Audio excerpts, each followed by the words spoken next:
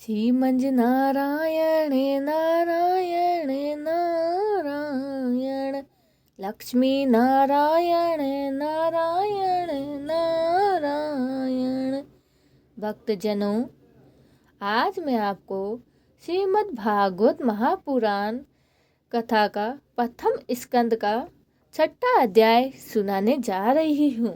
नारद जी के पूर्व चरित्र का शेष भाग जो था वो श्री सूची कहते हैं। सनकादि जी देवर्षि नारद के जन्म और साधना की बात सुनकर सत्यवती नंदन भगवान श्री व्यास जी ने उनसे फिर यह प्रश्न किया। श्री व्यास जी ने पूछा, नारद जी, जब आपको ज्ञानोपदेशन करने वाले महात्मा गण चले गए तब आपने क्या किया? उस समय तो आपकी अवस्था बहुत छोटी थी। स्वयं अनुभव की आपकी शेष आयु किस प्रकार व्यतीत हुई होगी और मृत्यु के समय आपने किस विधि से अपने शरीर का परित्याग किया था? देवर्षि, काल तो सभी वस्तुओं को नष्ट कर देता है। उसने आपकी इस पूर्व कल्प की स्मृति का कैसे नाश नहीं किया? श्री नारद जी ने कहा, मुझे ज्ञानोपदेशन करने वाले महात्मा गण जब चले गए तब मैंने इस प्रकार अपना जीवन व्यतीत किया। यद्यपि उस समय मेरी अवस्था बहुत छोटी थी। मैं अपनी माँ का इकलौता लड़का था। एक तो वह स्त्री थी, दूसरे मुंड और तीसरे दासी थी, जिसमें भी उसके सिवाय और कोई सहारा नहीं था। उसने अपने को मेरे स्नेह पास से जकड़ रखा था। वह मेरे योग समेत की चिंता तो बहुत करती थी, परंतु पराधीन होने के कारण कुछ कर नहीं पाती। जैसे कठपुतली नाच नचने वाली की इच्छा के अनुसार नचाती थी, वैसे ही यह संसार ईश्वर के अधीन है।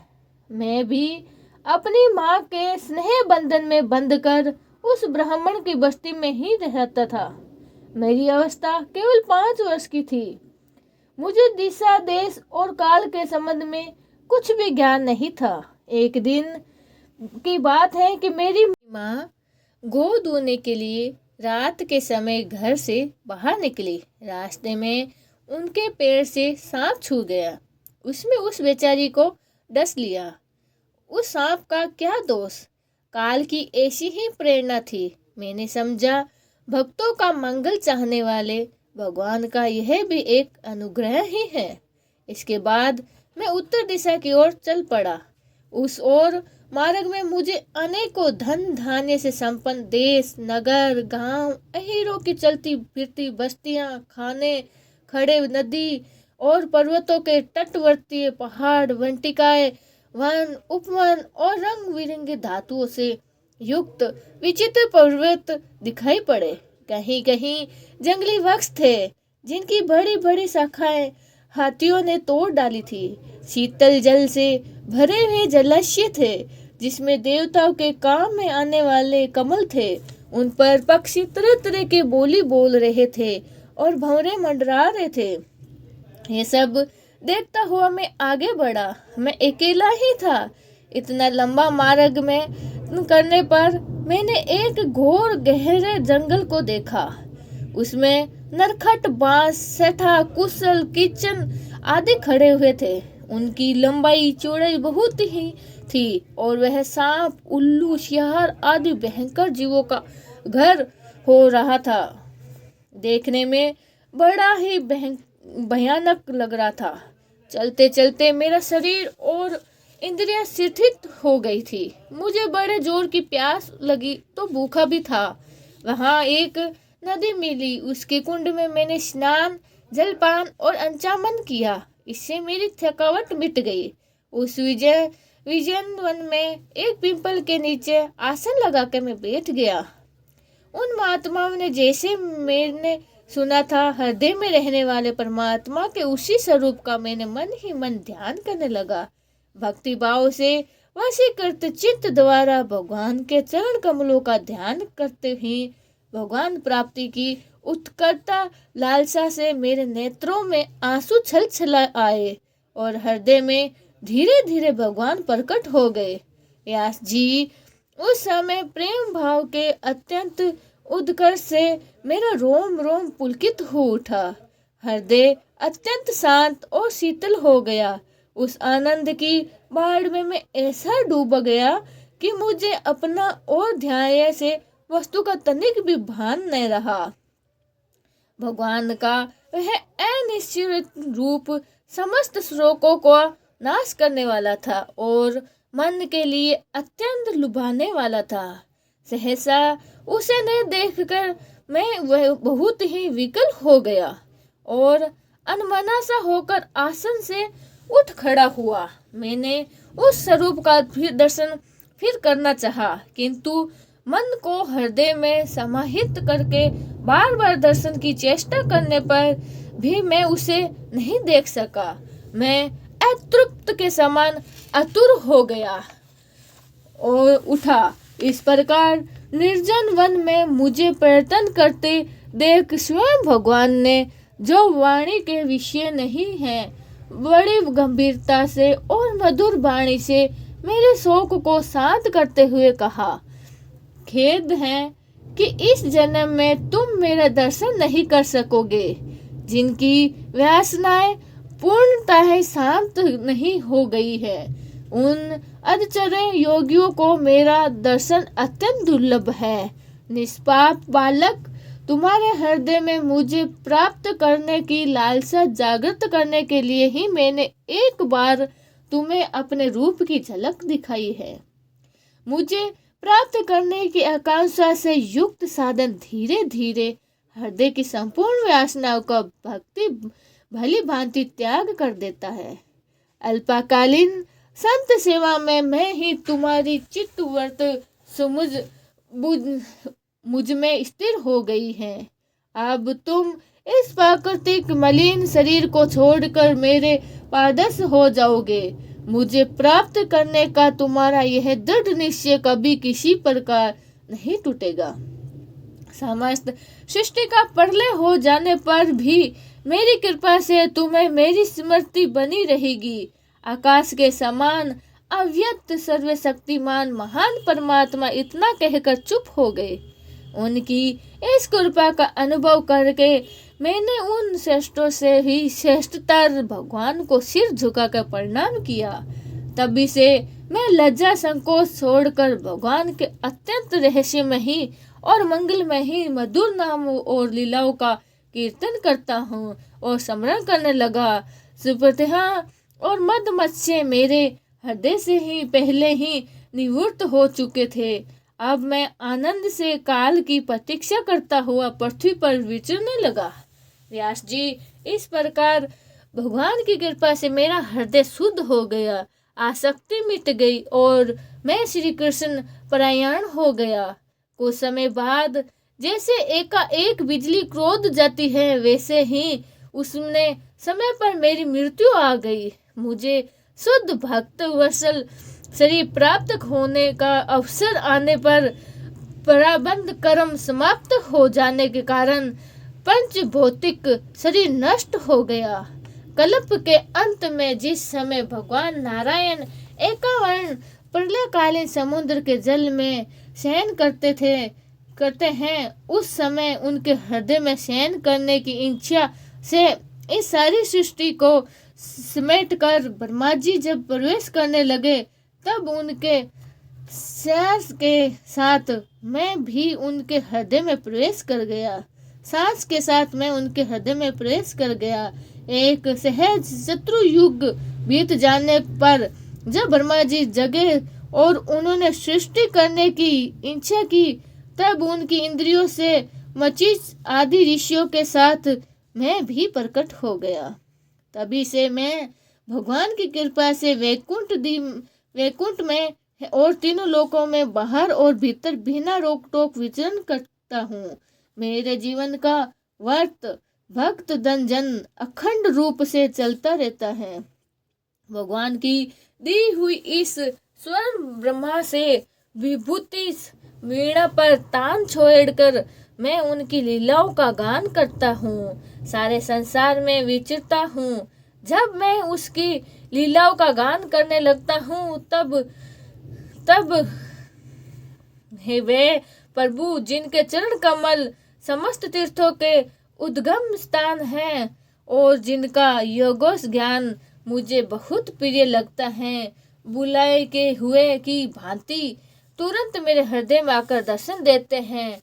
जिन लोगों का चित्त निरंतर विश्व भोगों की कामना से आतुर हो रहा है, उनके लिए भगवान की लीलाओं का कीर्तन संसार सागर में पार जाने का जहाज है। यह मेरा अपना अनुभव है। काम और लोभ की चोट से बार बार घायल हुआ हृदय श्री कृष्ण की सेवा से जैसी प्रत्यक्ष शांति का अनुभव करता है। यम नियम आदि योग मार्गों से वैसी शांति नहीं मिलती जैसी व्यास जी आप निष्पाप हैं। आपने मुझसे जो कुछ पूछा था वह सब अपने जन्म और साधना का रहस्य तथा आपकी आत्मा संतुष्टि का उपाय मैंने बतला दिया है। श्री सूत जी कहते हैं, सनकादि ऋषियों हे देवर्षि नारद ने व्यास जी से इस प्रकार कहकर जाने की अनुमति ली और वीणा बजाते हुए संस्वद विचरण करने के लिए वे चल पड़े। आहा आहा हा हा, ये देवर्षि नारद धन्य है, क्योंकि ये शंखपाणी भगवान की कीर्ति को अपनी वीणा पर गा गा कर स्वयं तो आनंद मगन होते ही हैं, साथ साथ इस कृपा तब जगत को भी आनंदित करते रहते हैं। हरि शरणम हरि शरणम हरि शरणम हरि शरणम। भक्तजनों, अब मैं आपको 7वां अध्याय सुनाती हूँ। अश्वत्थामा द्वारा द्रौपदी के पुत्रों का मार जाना और अर्जुन द्वारा अश्वत्थामा का मान मर्दन। श्री सनकादि जी ने पूछा, हे सूत जी, सर्वज्ञ एवं सर्वशक्तिमान व्यास भगवान ने नारद जी का अभिप्राय सुन लिया है, फिर उनके चले जाने पर उन्होंने क्या किया? सूत जी कहते हैं, ब्रह्मा नदी सरस्वती के पश्चिम तट पर श्याम प्यास नामक का एक आश्रम है। वहाँ ऋषियों के यज्ञ चलते रहते हैं। वहीं व्यास जी का अपना आश्रम है। उनके चारों ओर बेर का सुंदर वन है। उस आश्रम में बैठकर उन्होंने आचमन किया है और स्वयं अपने मन को समाहित किया है। उन्होंने भक्ति योग के द्वारा मन को पूर्णतः एकाग्र और निर्मल करके आदि पुरुष परमात्मा और उनके आश्रय से रहने वाली माया को देखा है। उसी माया से मोहित होकर यह जीव तीनों गुणों से अतीत होने पर भी अपने को त्रिगुणी तक मान लेता है और इस मान्यता के कारण होने वाले अनर्थों को भोगता है। इन अनर्थों की शक्ति का साक्षात साधन है केवल भगवान का भक्ति योग, परंतु संसार के लोग इस बात को नहीं जानते। यही समझकर उन्होंने इस परम हंसों की संहिता श्रीमद् भागवत की रचना की है।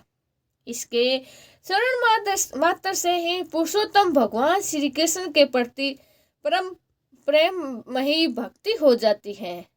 इससे जीवन के शोक मोह और बहन नष्ट हो जाता है। उन्होंने इस भागवत संहिता का निर्माण और पुनरावृत्ति करके इसे अपने निवृत्त परायण पुत्र श्री सुखदेव जी को पढ़ाया था। हे श्री सुखदेव जी महाराज ने श्री सनकादि जी से पूछा। सुखदेव जी तो अत्यंत ही निवृत्त परायण हैं। उन्होंने किसी भी वस्तु की अपेक्षा नहीं करते हैं। वह सदा ही आत्मा में ही रमण करते हैं। फिर उन्होंने किस लिए इस विशाल ग्रंथ का अध्ययन किया? श्री सूत जी ने कहा, जो लोग ज्ञानी हैं, जिनकी अविद्या की गांठ खुल गई है और जो सदा आत्मा में ही रमण करने वाले हैं, वे भी भगवान की हेतु हित भक्ति किया करते हैं, क्योंकि भगवान के गुण ऐसे मधुर हैं जो सबको अपनी ओर खींच लेता है। फिर सुखदेव जी तो भगवान के भक्तों के अति प्रिय हैं और स्वयं भगवान वेद व्यास के पुत्र हैं। भगवान के गुणों ने उनके हृदय को अपनी ओर खींच लिया है। उन्होंने उसे विवश होकर ही इस विशाल ग्रंथ का अध्ययन किया है। हे सनकादि जी, अब मैं राजर्षि परीक्षित के जन्म कर्म और मोक्ष की तथा पांडवों के स्वर्गगमन की कथा सुनाता हूँ, क्योंकि इन्हीं से भगवान श्री कृष्ण अनेक कथाओं का उदय होता है। जिस समय महाभारत युद्ध में कौरव और पांडव दोनों पक्षों के बहुत से वीर गति को प्राप्त हो चुके थे और भीमसेना की गदा के पहाड़ से दुर्योधन की जंगा टूट चुकी थी, तब अश्वत्थामा अपने स्वामी दुर्योधन का प्रिय कार्य समझकर द्रौपदी के सोते हुए पुत्रों के सिर काटकर उससे भेंट कर दिया। यह घटना दुर्योधन को भी अप्रिय ही लगी, क्योंकि ऐसे नीच कर्म की सभी निंदा करते हैं। उन बालकों की माता द्रौपदी अपने पुत्रों का निधन सुनकर अत्यंत दुखी हो गई। उसकी आंखों में आंसू छलछला आए, वह रोने लगी। अर्जुन ने उसे सांत्वना देते हुए कहा, हे कल्याणी, मैं तुम्हारे आंसू तब पहुंचूंगा जब उसे आदित्य ब्राह्मण धमका सिर गांधीव धनुष के बाणों से काट कर तुम्हें भेंट करूंगा और पुत्रों की अनंत यष्टि क्रिया के बाद तुम उस पर पैर रखकर स्नान करोगी। अर्जुन ने इन मीठी और विचित्र बातों से द्रौपदी का सांत्वना दिया और अपने मित्र भगवान श्री कृष्ण की सलाह से उन्हें सारथी बनाकर कवच धारण कर और अपने भयानक गांधीव धनुष को लेकर वह रथ पर सवार हुए तथा गुरुपुत्र अश्वत्थामा के पीछे दौड़ पड़े। बच्चों की हत्या से अश्वत्थामा का भी मन उद्विग्न हो गया था। जब उसे दूर से ही देखा कि अर्जुन मेरी ओर झपटे हुए आ रहा है, तब वह अपने प्राणों की रक्षा के लिए पृथ्वी पर जा तक भाग सकता है वहां तक भागा। रुद्र से भयभीत सूर्य की भांति भागता रहा। जब उसने देखा कि मेरे रथ के घोड़े थक गए हैं और मैं बिल्कुल अकेला हूँ, तो उसने अपने को बचाने का एकमात्र साधन ब्रह्मास्त्र ही समझा। यद्यपि उसे ब्रह्मास्त्र को लौटाने की विधि मालूम न थी, फिर भी प्राण संकट देखकर उसने असंचम मन किया और ध्यान स्थिर होकर ब्रह्मास्त्र का साधन किया। उस अस्त्र से सब दिशाओं में एक बड़ा प्रचंड तेज फैल गया। अर्जुन देखा कि तो मेरे प्राणों पर ही आ बनी है। तब उन्होंने श्री कृष्ण से प्रार्थना की। अर्जुन ने कहा, हे श्री कृष्ण, हे मधुसूदन, तुम सचिन दान स्वरूप परमात्मा हो। तुम्हारी शक्ति अनंत है। तुम्हारी भक्ति को अभय देने वाले जो संसारिक धधकती हुई आग में जल रही हैं, उन जीवों को उससे उबारने वाले एकमात्र तुम ही हो। तुम प्रकृति पर रहने वाले आदि पुरुष साक्षात परमेश्वर हो। अपनी चित्त शक्ति स्वरूप शक्ति से बाहर गे एवं त्रिमणीय माया को दूर भगाकर अपने आदित्य स्वरूप स्थित हो। वहीं तुम अपने प्रभाव से माया मोहित जीवों के लिए धर्मादि रूप कल्याण का विधान करते हो। तुम्हारा यह अवतार पृथ्वी का भार धारण करने के लिए और तुम्हारे अनन्य प्रेमी भक्त जनों के निरंतर स्मरण ध्यान करने के लिए है। स्वयं प्रकाश रूपी श्री कृष्ण यह भयंकर तेज और से मेरी आ रहा है। यह क्या है, कहाँ है से है, क्यों आ रहा है, इसका मुझे बिल्कुल भी पता नहीं है। भगवान ने कहा, हे अर्जुन, यह अश्वत्थामा का चलाया हुआ ब्रह्मास्त्र है। यह बात समझ लो कि प्राण संकट उपस्थित होने से उसने उसका प्रयोग तो कर लिया है, परंतु इस स्तर को लौटाना नहीं जानता। किसी भी दूसरे स्तर से इसको दबा देने की शक्ति नहीं है। तुम शास्त्र विद्या को भली भांति जानते हो कि ब्रह्मास्त्र के तेज से ही इस ब्रह्मास्त्र की प्रचंड आग से ही बुझा दो। सूजी कहते हैं, अर्जुन विपक्षी वीरों को मारने में बड़े प्रवीण थे। भगवान की बात सुनकर उन्होंने अचमन किया और भगवान की परिक्रमा करके ब्रह्मास्त्र के निवारण के लिए ब्रह्मास्त्र की ही साधना की। बाणों से वशिष्ठ उन दोनों ब्रह्मास्त्रों के तेज प्रलयकालीन और सूर्य एवं अग्नि के समान आपसे में टकराकर सारे आकाश और दिशाओं में फैल गए और बढ़ने लगे। तीनों लोगों को जलने वाली उन दोनों अस्त्रों की बढ़ी हुई लपेटों से प्रजा जलने लगी और उसने देखकर सबने यही समझा कि प्रलय काल की सर्वतक अग्नि है। उस समय आग से प्रजा का लोगों का नाश होते देखकर भगवान की अनुमति से अर्जुन उन दोनों को ही लौटा दिया। अर्जुन की आंखें क्रोध से लाल लाल हो चुकी थी।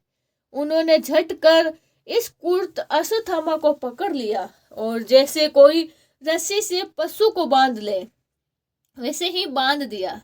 अश्वत्थामा को बलपूर्वक बांधकर अर्जुन ने जब शिविर की ओर ले चला जाना चाहा, तब उसने कमल नयन भगवान श्री कृष्ण कुपित होकर कहा, हे अर्जुन, इस ब्राह्मण धर्म को छोड़ना ठीक नहीं है, इसको तो मार ही डालो।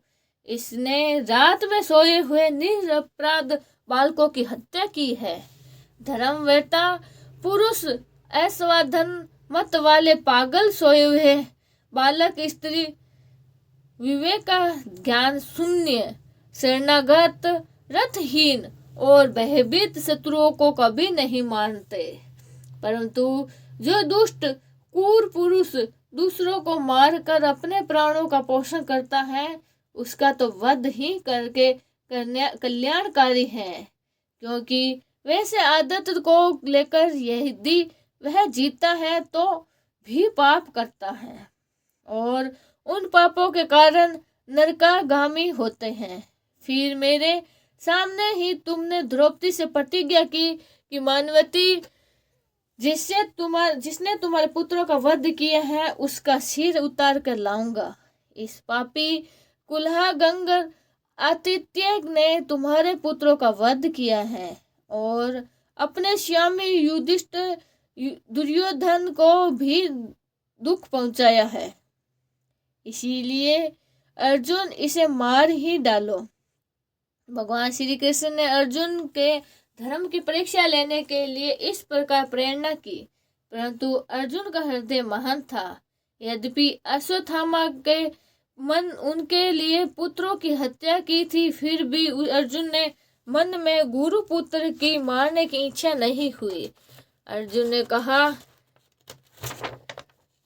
इसके बाद अपने मित्र और सारथी श्री कृष्ण अपने युद्ध शिविर में पहुंच गए। वहां अपने मृत पुत्रों के लिए शोक करती हुई द्रौपदी को उसने सौंप दिया। द्रौपदी दीन देखे कि अश्वत्थामा पशु की तरह बांध कर लाया गया है। निंदनीय कर्म करने के कारण उसका मुख नीचे की ओर झुका हुआ था। अपना अनिष्ट करने वाला गुरुपुत्र अश्वत्थामा को इस प्रकार अपमानित देखकर द्रौपदी का कोमल हृदय कृपा से भर आया और उसने अश्वत्थामा को नमस्कार किया। गुरुपुत्र का इस प्रकार बांध कर लाया जाना सती द्रौपदी को सहन नहीं हुआ। उसने कहा, छोड़ दो इन्हें, छोड़ दो, ये ब्राह्मण हैं, हम लोगों के अत्यंत पूजनीय हैं, जिनकी कृपा से आपने रहस्य के साथ सारे धनुर्वेद और प्रयोग तथा उपहास के साथ संपूर्ण शास्त्रों का ज्ञान प्राप्त किया है। वे आपके आचार्य द्रोण ही के पुत्र हैं, आपके सामने खड़े हैं। उनकी अर्धगनी कृपा अपने वीर पुत्र की माता ममता से ही ही अपने पति का अनुग्रहमन नहीं करते। वह अभी जीवित हैं। महाभाग्यवान आर्यपुत्र, आप तो बड़े ही धर्मज्ञ हैं। जिस गुरुवंश की नित्य पूजा और वंदना करनी चाहिए, उसको व्यर्थ पहुंचाना उसके योग्य कार्य नहीं है। जैसे अपने बच्चों के मर जाने से मैं दुखी होकर रो रही हूँ और मेरी आंखों में बार बार आंसू निकल रहे हैं, वैसे ही इसकी माता पतिव्रता गौतमी ने रोए। उछलखंड राजा अपने कुकृतियों से ब्राह्मण कुल को कुर्पित कर देता है। वह कुर्पित ब्राह्मण कुल उन राजाओं को प्रिय है, शोकाग्नि में डालकर शीघ्र ही भस्म कर देता है। सूत जी ने कहा, सनकादि ऋषियों, द्रौपदी की बात धर्म और न्याय के अनुकूल थी। उसमें कपट नहीं था, करुणा और समता थी। अतएव राजा युधिष्ठिर ने रानी के इस हित भरे श्रेष्ठ वचनों का अभिनंदन किया। साथ ही नकुल, सहदेव, सत्यवती की अर्जुन, स्वयं श्री भगवान कृष्ण और वहां पर उपस्थित सभी नर नारियों ने द्रौपदी की इस बात का समर्थन किया। उस समय क्रोधित होकर भीमसेन ने कहा, जिसने सोते हुए बच्चों ने अपने लिए और न ही अपने स्वामी के लिए बल्कि व्यर्थ ही मार डाला, उसका तो वध ही उत्तम है। भगवान श्री कृष्ण ने द्रौपदी और भीमसेन की बातें सुनकर और अर्जुन की ओर देखा, कुछ हंसते हुए से कहा। भगवान श्री कृष्ण बोले, पतित ब्राह्मण का भी वध नहीं करना चाहिए और आतंकी को मार ही डालना चाहिए। शास्त्रों में मैंने ही ये दोनों बातें कही हैं, इसीलिए मेरी दोनों आज्ञाओं का पालन करो। तुमने द्रौपदी का स्नातन देते समय जो प्रतिज्ञा कर रही है की थी, उसमें भी सत्य करो। साथ ही भीमसेन, द्रौपदी और मुझे जो प्रिय है वह भी करो। सूत जी कहते हैं, अर्जुन भगवान के हृदय की बात तुरंत ताड़ गए और उन्होंने अपनी तलवार लेकर अश्वत्थामा के सिर की मणि उसके बल के साथ उतार ली। बालकों की हत्या करने से ही वह श्रीहीन तो पहले ही हो गया था, अब मणि और ब्रह्म तेज से ही रहित हो गया। इसके बाद उन्होंने रस्सी का बंधन खोलकर उसे शिविर से निकाल दिया। मुंड देना, छन छील लेना और स्थान से बाहर निकाल देना, यही ब्राह्मण धर्मों का वध है। उनके लिए इससे भिन्न शरीर का वध का विधान नहीं है। पुत्रों की मृत्यु से द्रौपदी और पांडव सभी शोकातुर हो रहे थे। अब उन्होंने अपने मरे हुए भाई बंधुओं की दोहा की अंतिम क्रियाएं की। श्री भज नारायण नारायण हरि हरि, जय जय नारायण नारायण हरि हरि। अब मैं आपको 8वां अध्याय सुनाती हूँ।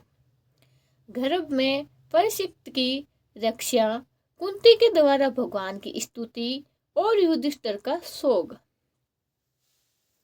श्री सूत जी कहते हैं, इसके बाद पांडव श्री कृष्ण के साथ जलाजल के इच्छा कर मरे हुए स्वजनों का तर्पण करने के लिए स्त्रियों को आगे करके गंगा तट पर गए। वहां उन सब ने मृत बंधुओं को जल दान दिया और उनके गुणों का स्मरण करके बहुत विलाप किया। वहां अपने भाइयों के साथ कुरुपति महाराज युधिष्ठिर, धृतराष्ट्र पुत्र शोक से व्याकुल, गांधारी, कुंती और द्रौपदी सब बैठकर मरे हुए सज्जनों के लिए शोक करने लगे। भगवान श्री कृष्ण ने धौम्यादि मुनियों के साथ उनके सांत्वना दी और समझाया कि संसार के सभी प्राणी काल के अधीन हैं। मौत से किसी को कोई बचा नहीं सकता। इस प्रकार भगवान श्री कृष्ण ने अजात शत्रु महाराज युधिष्ठिर को उनका वह राज्य जो धूर्तरों ने छल से छीन लिया था वापस दिलाया तथा द्रौपदी के केसों का स्पर्श करने से उनकी आयु क्षीण हो गई थी।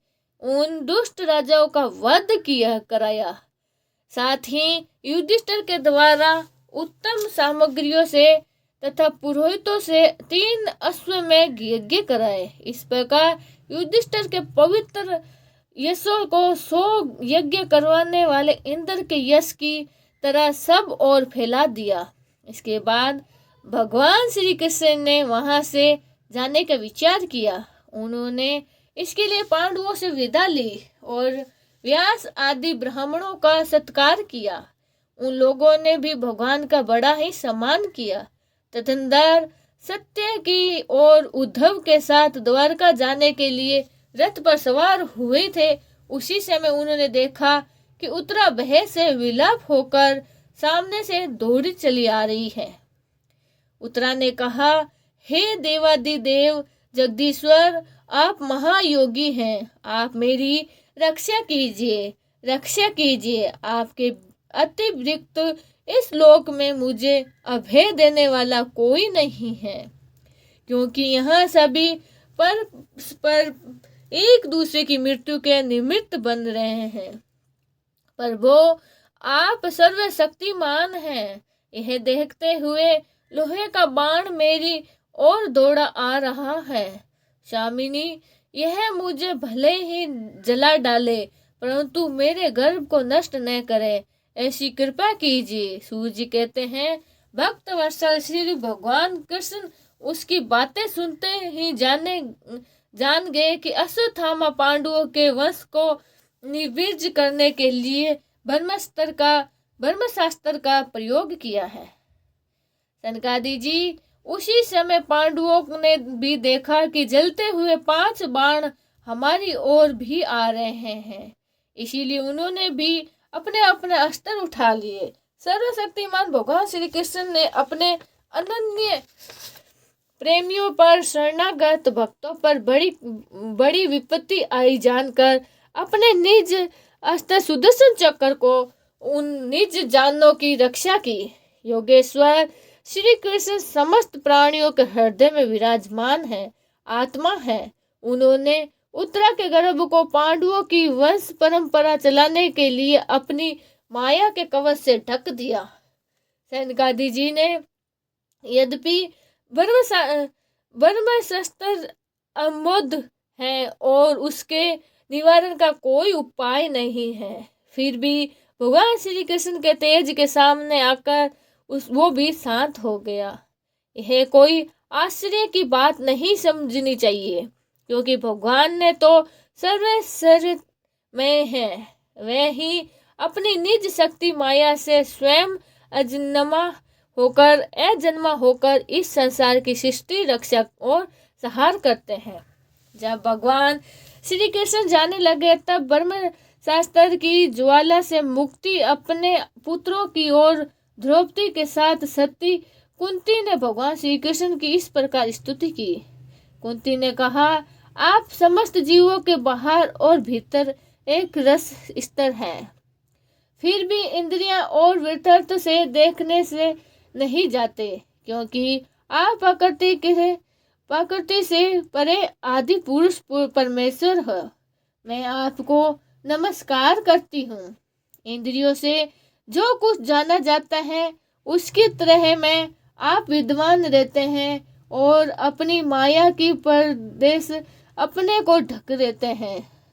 मैं अबोध नारी आप अविनाशी पुरुषोत्तम को भला कैसे जान सकती हूँ। जैसे मूढ़ लोगों को दूसरे भेष धारण किए हुए नाटकों को प्रत्यक्ष देखकर भी नहीं पहचान सकते, वैसे ही आप दिखते हुए भी नहीं दिखते। आप शुद्ध हृदय वाले विचारशील जीवन मुक्त परमहंसों के हृदय में अपनी प्रेमी भक्ति का सर्जन करने के लिए अवतरित हुए हैं। फिर हम अल्प बुद्धि स्त्रियां आपको कैसे पहचान सकती हैं। आप श्री कृष्ण वासुदेव देव की नंदन नंद गोपाल के लाडले लाल गोविंद को हमारा बारंबार प्रणाम है, जिनकी नाभि से ब्रह्मा का जन्म स्थल है, कमल प्रकट हुआ है और जो सुंदर कमलों की माला धारण करते हैं, उनके नयन कमल के समान विशाल और कोमल हैं। उनके चरण कमलों में कमल का चिन्ह है। श्री कृष्ण, ऐसे आपको मेरा बार बार नमस्कार है। हर्षि केशव जैसी आपने दुष्ट कंस के द्वारा कैद की हुई चिरकाल को भी शक्कग्रस्त देवकी की रक्षा की थी, वैसे ही पुत्रों के साथ मेरी भी आपने बार बार विपत्तियों से रक्षा की है। आप ही हमारे स्वामी हैं, आप सर्वशक्तिमान हैं। श्री कृष्ण, कहाँ तक गिनाऊं विश्व से लक्षाग्रह की भयानक आग से, हिडिंबा और राक्षसों की दृष्टि से, दुष्टों की धूत सांप में से, वनवास की विपत्तियों से और अनेक बार के युद्ध को, अनेक महारथियों के शास्त्रों से और अभी अभी इस अश्वत्थामा के ब्रह्म शास्त्र से भी आपने हमारी रक्षा की है। जगत गुरु, हमारे जीवन में सर्वदा पद पद पर विपत्ति आती रही है और आपने रक्षा की है, क्योंकि विपत्ति में ही निश्चित रूप से आपके दर्शन हुए हैं और आपके दर्शन हो जाने पर फिर जन्म मृत्यु के चक्कर में नहीं आना पड़ता। ऊंचे कुल में जन्म, ऐश्वर्य और विद्या और संपत्ति के कारण जिस घमंड बढ़ रहा है, वह मनुष्य तो आपका नाम भी नहीं ले सकता, क्योंकि आप तो उन लोगों को दर्शन देते हैं जो अकिंचन हैं। आप निर्धनों के परम धन हैं। माया का पंच आपका स्पर्श भी नहीं कर सकता। आप अपने आप में ही विहार करने वाले हो, परम शांत स्वरूप हैं। आप ही कैलव्य मोक्ष के अधिपति हैं। मैं आपको बार बार नमस्कार करती हूँ। मैं आपको अनादि अनंत सर्वव्यापन सबके नियंत्रण काल रूप परमेश्वर समझती हूँ।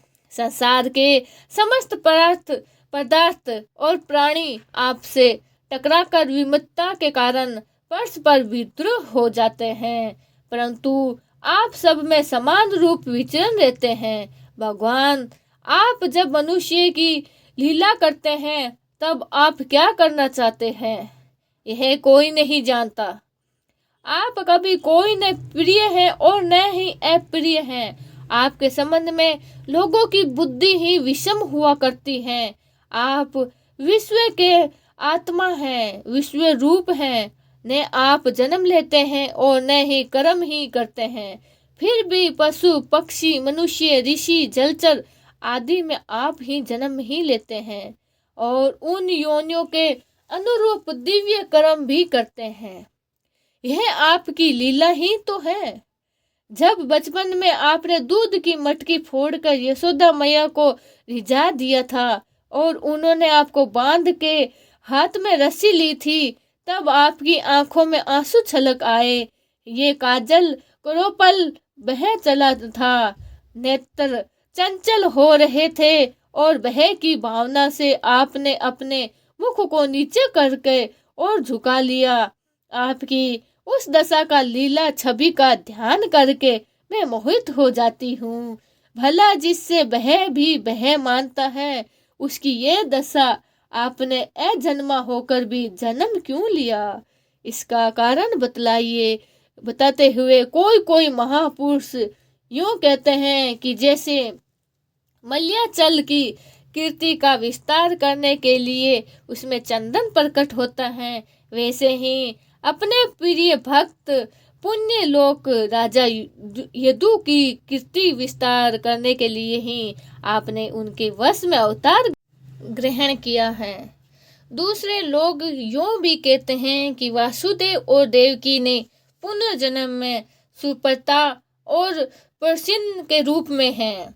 आपने वही वरदान प्राप्त किया था, इसीलिए आप अजन्मा होते हुए भी जगत के कल्याण और दैत्यों के नाश के लिए उनके पुत्र बने हैं। कुछ और लोग यूं कहते हैं कि यह पृथ्वी दैत्यों के अत्यंत भार से समुद्र में डूब रही थी, जहाज की तरह डगमगा रही थी, पंडित हो रही थी, पीड़ित हो रही थी। तब ब्राह्मणों की प्रार्थना से उनका भार उतारने के लिए आप प्रकट हुए हैं। कोई महापुरुष यूं भी कहता है, जो लोग इस संसार में अज्ञान, कामना और कर्मों के बंधन में जकड़े हुए हैं, पीड़ित हो रहे हैं, उन लोगों के लिए शरण और स्मरण करने योग्य लीला करने के लिए विचार से ही आपने अवतार ग्रहण किया है। भक्तजन बार बार आपके चरित्र का शरण, ज्ञान, कीर्तन एवं स्मरण करके आनंदित हो रहे हैं। वह भी अलिबम और आपके चरण कमलों का दर्शन कर पाते हैं, जो जन्म मृत्यु के प्रवाह को सदा के लिए रोक देता है। भक्तवत्सल कल्पतरु प्रभु, क्या आप अपने आश्रित और संबंधी हम लोगों को भी छोड़ के जाना चाहते हैं? आप जानते हैं कि आपके चरण कमलों के अतिरिक्त हम और किसी का सहारा नहीं है। पृथ्वी के राजा के तो हम यूं ही विरोध हैं। जैसे जीवन के बिना इंद्रिय शक्तिहीन हो जाती है, वैसे ही आपके दर्शन के बिना यदुवंशियों के और हमारे पुत्र पांडवों की नाम का, रूप का अस्तित्व ही कहाँ रह जाएगा। गदाधर, आपके वीरचलन चरण चिन्हों में ही चिन्हित रहकर ये कुरु जांगल देश की भूमि आज जैसी शोभायान है, वैसी आपके चले जाने के बाद नहीं रहेगी। आपकी दृष्टि के प्रभाव से ही यह देश पकड़ी हुई फसल लगता वृक्षों से समृद्धि हो रही है। ये वन, पर्वत, नदी और समुद्र भी आपकी दृष्टि से ही वृद्धि को प्राप्त होते हैं। विश्व के स्वामी विश्व के आत्मा हैं और विश्व रूप यदुवंशी और पांडवों में मेरी बड़ी ममता हो गई है। आप कृपा करके सब जनों के साथ जोड़े हुए इस स्नेह की दर्द फांसी को काट दीजिए। श्री कृष्ण, जैसे गंगा की अखंड धारा समुद्र में गिरती रहती है, वैसे ही मेरी बुद्धि किसी दूसरी की ओर न जाकर आप में ही निरंतर प्रेम करती रहे। हे श्री कृष्ण, अर्जुन के प्यारे सखा यदुवंशी शिरोमणि, आप पृथ्वी के भार रूप राजवेशधारी दैत्यों को जलाने के लिए अग्नि स्वरूप हैं। आपकी शक्ति अनंत है। गोविंद, आपका यह अवतार गो ब्राह्मण देवताओं का दुख मिटाने के लिए ही हुआ है। योगेश्वर, चराचर के गुरु भगवान, मैं आपको नमस्कार करती हूँ। सूजी कहते हैं, इस प्रकार कुंती के बड़े मधुर शब्दों से भगवान की अधिकांश लीलाओं का वर्णन किया। यह सब सुनकर भगवान श्री कृष्ण अपनी माया से उसे मोहित करते हुए मंद मंद मुस्कुराने लगे। उन्होंने कुंती से कह दिया, अच्छा ठीक है, और रथ के स्थान से वे हस्तिनापुर लौट आए। वहां कुंती और सुभद्रा आदि देवियों ने विदा कर लेकर जब वे जाने लगे, तब राजा युधिष्ठिर ने बड़े प्रेम से उन्हें रोक लिया। राजा युधिष्ठिर को अपने भाई बंधुओं के मारे जाने का बड़ा शौक हो रहा था। भगवान की लीला का मर्म जानने वाले व्यास आदि महर्षियों ने और स्वयं अद्भुत चरित्र करने वाले भगवान श्री कृष्ण की को भी अनेक इतिहास कहकर उन्हें समझाने लगे। बहुत चेष्टा की, परंतु उन्होंने सांत्वना न मिली, उनका शोक न मिटा। सनकादि ऋषियों धर्मपुत्र राजा युधिष्ठिर को अपने सब जनों के बंध से बड़ी चिंता हुई।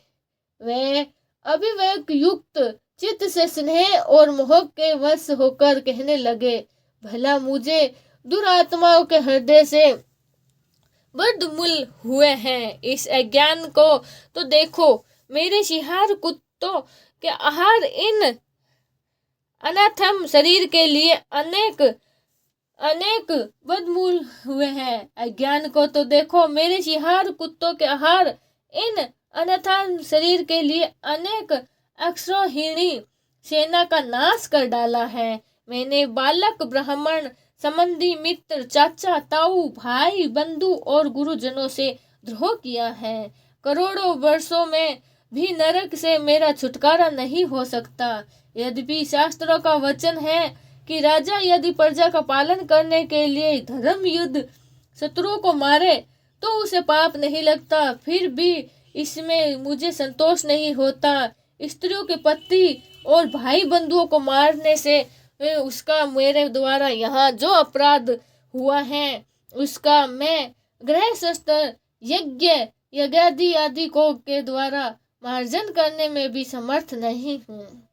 जैसे कीचड़ में गंदला जल स्वस्थ नहीं किया जा सकता, मंदिरों से मंदिर की अपवित्रता नहीं मिटाई जा सकती, वैसे ही बहुत से हिस्सा बहुल यज्ञों के द्वारा भी एक ही भी प्राणी की हत्या का प्रायश्चित नहीं किया जा सकता।